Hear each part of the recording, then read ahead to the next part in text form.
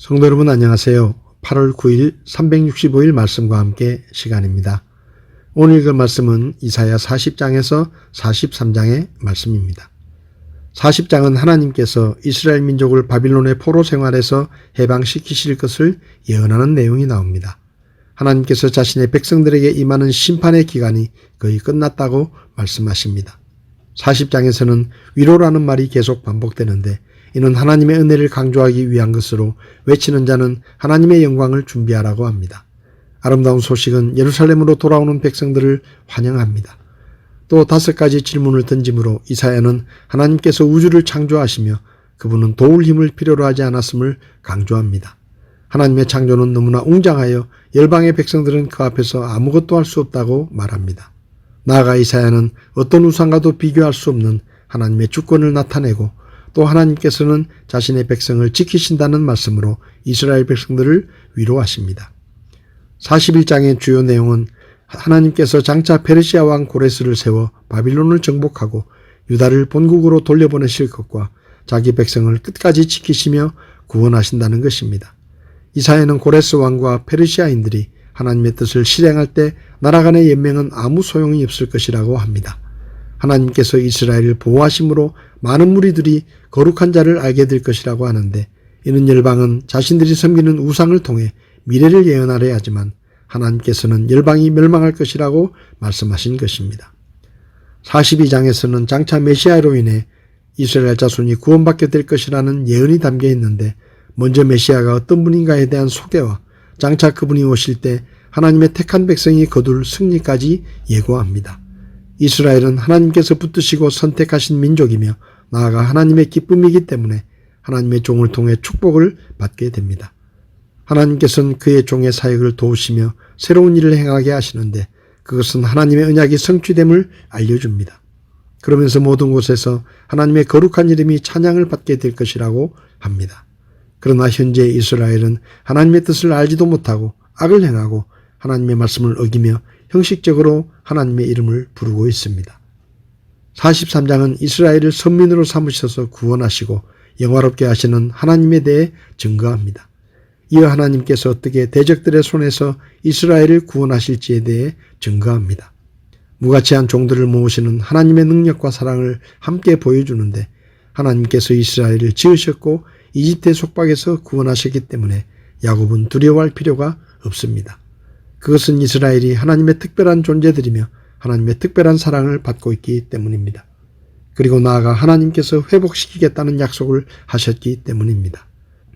하나님께서 이스라엘을 열방 앞에 세우시는 것은 증인으로 선택하셨기 때문에 이스라엘의 구원을 통해서 하나님께서는 참 하나님이 되십니다. 이것은 하나님께서 이스라엘 백성들을 바빌론에서 구원하시겠다는 약속에서도 잘 드러나는데 하나님의 구원은 오로지 하나님의 은혜를 통해서 나타납니다. 오늘 제 마음에 와닿은 말씀은 이사야 41장 10절의 말씀입니다. 너는 두려워하지 말라. 내가 너와 함께하느니라. 놀라지 말라. 나는 내 하나님이니라. 내가 너를 강하게 하리라. 참으로 내가 너를 도와주리라. 참으로 내가 내 의의 오른손으로 너를 떠받쳐 주리라. 이사야가 이스라엘 백성들의 큰 죄악에 대해 심판의 말씀을 전하게 하셨던 하나님께서 40장에서는 위로하라는 말씀을 주셨습니다. 하나님은 그분의 백성들이 죄를 지었을 때 심판하시고 징계하시지만 하나님은 회복을 약속하시며 그분의 백성들에게 소망을 주시는 분이십니다. 하나님께서는 이스라엘 백성들이 심판을 받고 포로로 잡혀가지만 페르시아의 고레스 왕을 일으켜 그들이 다시 약속의 땅으로 돌아가게 하실 것이라고 말씀하셨습니다. 이스라엘 백성들은 나라가 망하고 포로로 잡혀가서 고통스러운 삶을 살며 혹시 하나님께서 우리를 미워하시고 실망하셔서 우리를 버리신 것은 아닌가 라고 생각하며 절망에 빠지게 될 것입니다. 그래서 하나님께서 그들에게 미리 말씀해 주십니다. 내가 너를 택하였기에 내가 싫다 하며 절대 버리지 않을 것이다. 그리고 그들은 이방 땅에서 포로 생활을 하며 하나님께서 우리를 떠나신 것은 아닐까 라고 생각하며 낙심할 것입니다. 그래서 하나님께서 그들에게 미리 말씀해 주신 것이죠. 너는 두려워하지 말라. 내가 너와 함께하느니라. 놀라지 말라. 나는 내 하나님이니라. 내가 너를 강하게 하리라. 참으로 내가 너를 도와주리라. 참으로 내가 내 의의 오른손으로 너를 떠받쳐 주리라. 성도 여러분, 우리가 살다 보면 수많은 위협을 만납니다. 그것이 질병이나 재난일 수도 있고 사고나 실패일 수도 있습니다. 또 믿음 때문에 조롱과 핍박을 당할 수도 있고 고난과 고통을 겪을 수도 있고 불이익과 손해를 당할 때도 있을 것입니다. 그래도 우리는 이스라엘 백성들처럼 혹시 하나님께서 나를 버리신 것은 아닌가, 나를 향한 하나님의 사랑이 식어버린 것은 아닌가 라는 생각이 들고 하나님께서 나를 잊어버리셨는가, 이제는 내 곁을 떠나버리셨는가 라는 생각에 낙심과 절망, 두려움과 외로움이 밀려올 수도 있을 것입니다.